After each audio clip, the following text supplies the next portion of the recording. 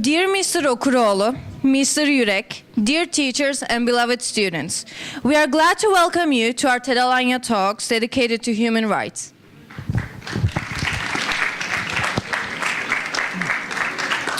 Today the students of the 9th, 10th and 12th grades are happy to present their speeches to make the day more special for our school. We would like to start our program with a short video about the history of the human rights.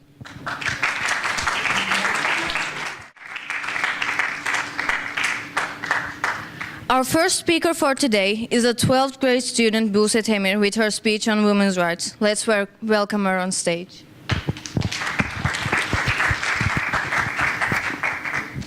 Dear Mr. Kamil Okuroğlu, Mr. Murat Yürek, dear teachers and beloved students, today I'm going to make a speech about feminism.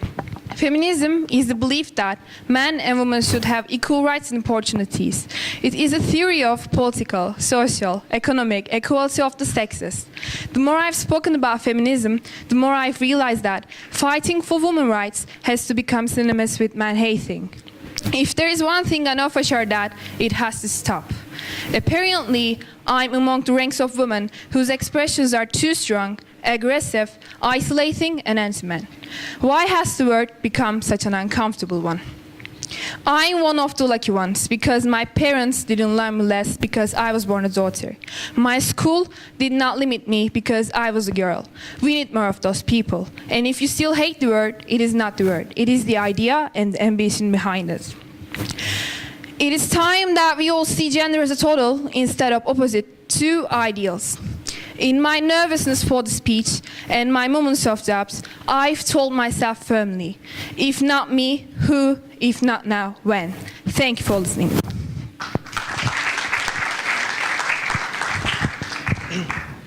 Thank you for your talk. Now we have a short song which at the same time presents our next speaker, Göktuğ Çiçek.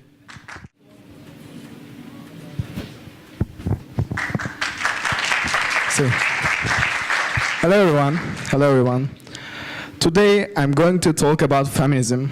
Actually, I haven't done too much research before I came up here. So let's start. Before I start my speech, I suggest you please do not remind me the meaning of feminism because it literally lost its sense. Feminism wants woman-man equality, equality, women's rights, and it was something good.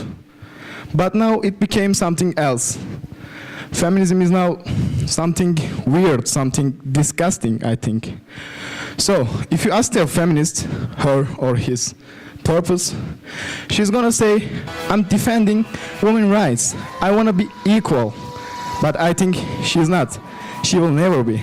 You can't expect to be equal with us, and we can't expect to be equal with you. We just gotta understand each other. We just gotta be patient to each other. And after that, we can be equal. Now, I just want to inspect feminism with 3 steps. I want to give 3 examples for it. So, firstly, you're going to a restaurant with your girlfriend or with your friend, and she's a feminist. You're eating, everything is fine, and you just want to get up and you want to pay orders. And when you're paying orders, she starts complaining. What are you doing? I could pay it by myself. So that's the patriarchal society. You think I'm weak over here? No, that's not how you defend women's rights. Okay, everything is messed up and you just want to go out with her and you're gently opening the door and she starts complaining again. What are you doing? I could open it by myself. I'm not that weak. These gentleman moves are plays of patriarchal society. They call it patriarchal society, but I don't even know what is it. Yeah, we lead women? I don't think so. Now, I just want to talk about my 3rd example. Doctor Who. Do you guys know about Doctor Who? The series. Okay. As you know, Doctor became woman. The 13th Doctor became woman. And my problem is not Doctor's gender. My problem is why it happened. Was it really necessary? Was it human rights or women's rights? I don't think so. That's just a series, and you can't defend women's rights like this. Now, I'm going to show you a video about doctors' gender, doctors' change, and after that you're going to see feminist attack against MSA while men's discussing men's rights over there. So, you did it. You finally made it. You made doctor woman. Okay, I'm asking you now. Do you feel more equal at the moment? Thank you very much.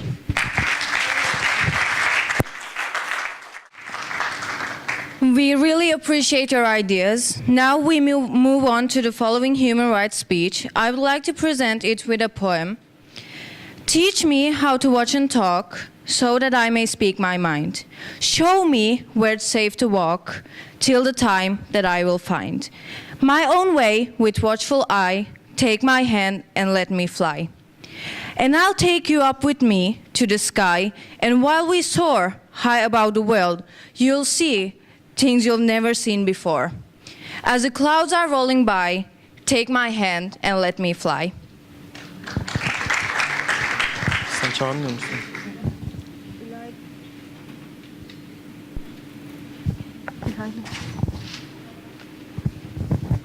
Hello everyone. What is the child rights? First, I would like to answer this question. The child rights are my and your and our rights. For example, education rights, citizenships, or freedom of thought rights. These are only a few of our rights. If I speak in this platform and I come to school, yes, it's my education right. You know that in the past, the girls cannot go to school because their parents matched them a man who is 40 years old. So they didn't let their children go to school, play with their dolls or their toys. I'm sorry, but they have to play house game. But when they have the early marriage, they have a play the house game in the real life. They cooked for their husbands. I don't want to say it, but they have a baby. But in fact, they are children. How can they look after a baby at the age of 14 or 15? It's so terrible. I hope the parents become self-care and they don't do this again. Thank you for listening. İlayda, we thank you. We are glad to invite our next speaker, Deniz Öztürk from 10B. Before he starts, let us pay attention to the video on education. Speakers are Hüseyin Ardıç and Josephine Er from grade 9A. Welcome.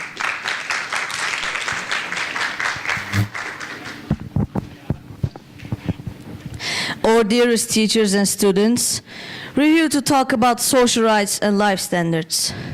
Social rights today are evaluated from a new perspective by the effects of developments happened in economic and social grounds. According to this new perspective, social rights should be assessed wholly in citizenship rights. While making this assessment, it is underlined that social rights should be enabled through social policy. In the framework of adopting and implementing the social rights in global level, efforts of international institutions have been intensifying. In this sense, the relationship between social policy and social rights is evaluated in different dimensions and grounds and attracts interests. A standard of living is the level of wealth, comfort, goods, and necessities available to a certain socioeconomic class or a certain geographic area. The standard of living includes factors such as income, gross domestic product, national economic growth, economic and political stability, political and religious freedom, environmental quality, climate, and safety. The standard of living is closely related to quality of life. I would like to talk about the living standard of poor people and rich people. I want to give examples. First, I want to compare Europe and Turkey. In Europe, they haven't got so many poor people because the governments give support the people and the population is not that high. So there aren't so many poor people. But in Turkey, there are so many people under living standard. But why we have poor people? The answer is the education level is not so high like in Europe.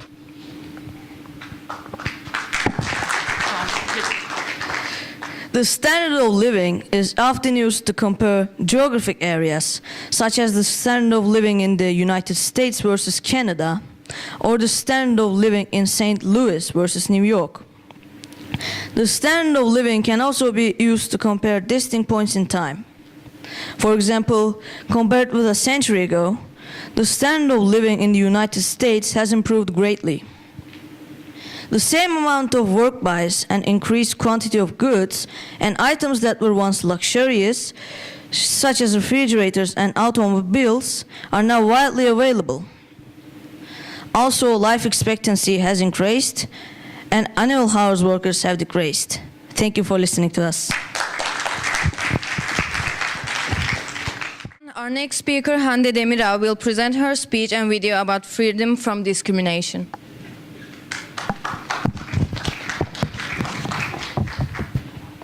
Dear Mr. Okuroğlu, dear teachers and dear friends, today I'm going to talk about the freedom from discrimination. What does discrimination exactly mean? What comes to your mind when you hear the word discrimination?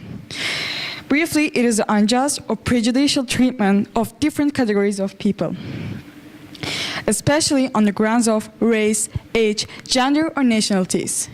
In my opinion, discrimination is wrong and there are no exceptions. People should only be judged by their actions, not by any immutable characteristics. To prejudge someone based on these characteristics is bad and unfair.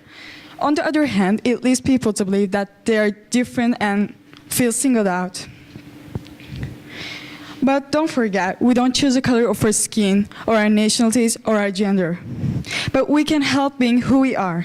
As we know, it creates so many problems in the world and stops all people acting, uniting as one. For example, when you employ people based on their look is not right, they could be really smart and make the company millionaire. But you let them walk out because of their looks. Okay, here's another example about this, but it's a video which summarizes my speech. So, thank you for listening to me. Let's watch the video. Let me welcome the next speaker, Ayşe Sinem Kayır from 10B, with her speech of freedom of participation in government and free elections.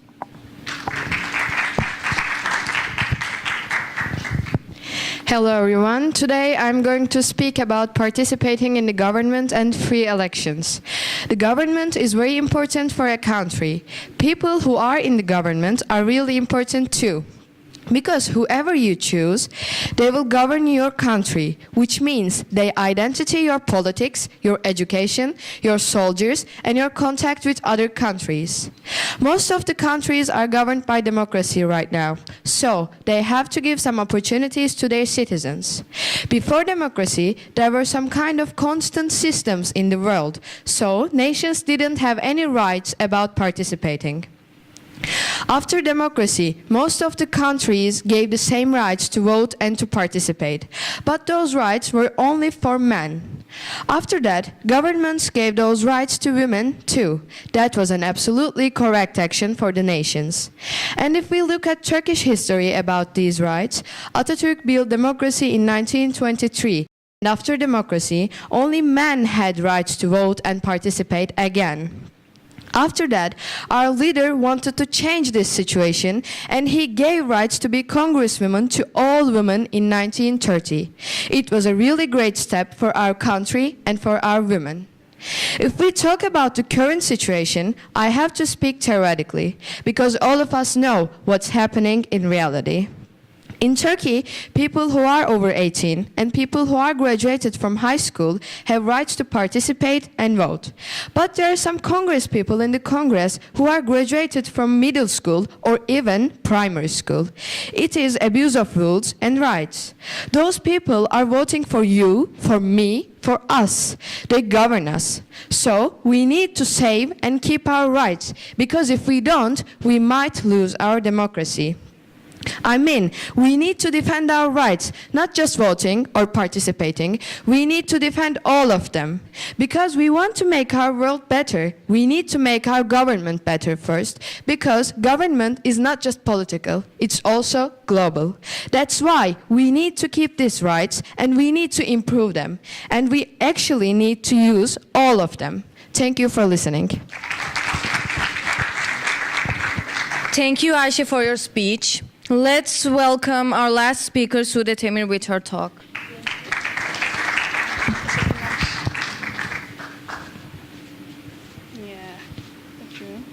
Once upon a time, there were two luggage, both of them wanted to sell woods for India.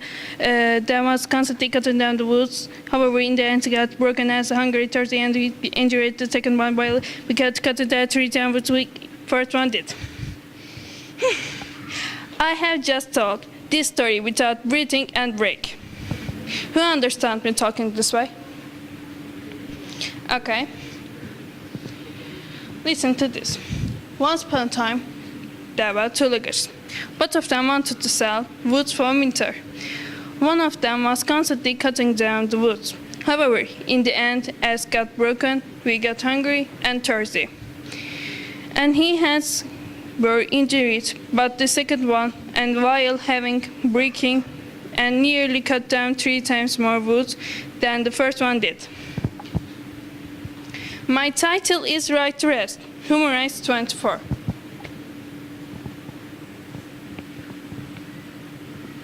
Everyone has the right to rest, and restore, including responsible ritual of working hard periodical day with pay.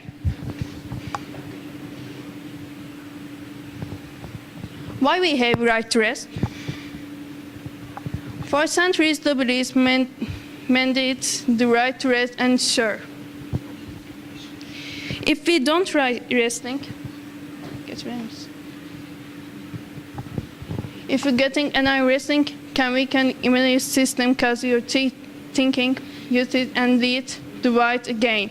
When you don't get an resting, you increase your risk on chronic cancers, diabetes, and even car accidents. If we don't rest there, you get sick, you can't think, you gain weight. Your heart suffer, your looks suffer, you gut stuff. Thanks for listening.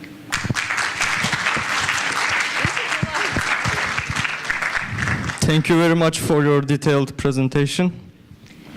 We would like to finish our program with a quote by Eleanor Roosevelt. Where, after all, do universal human rights begin? In small places, close to home. So close and so small that they cannot be seen on any maps of the world. Yet, they are the world of the individual person. The neighborhood he lives in, the school or college he attends, the factory, farm, or office where he works. Such are places where every man, woman, and child seeks equal justice, equal opportunity, equal dignity without discrimination. Unless these rights have meaning there, they have little meaning anywhere. Without concerted citizen action to uphold them close to home, we shall look in the vain for progress in the larger world.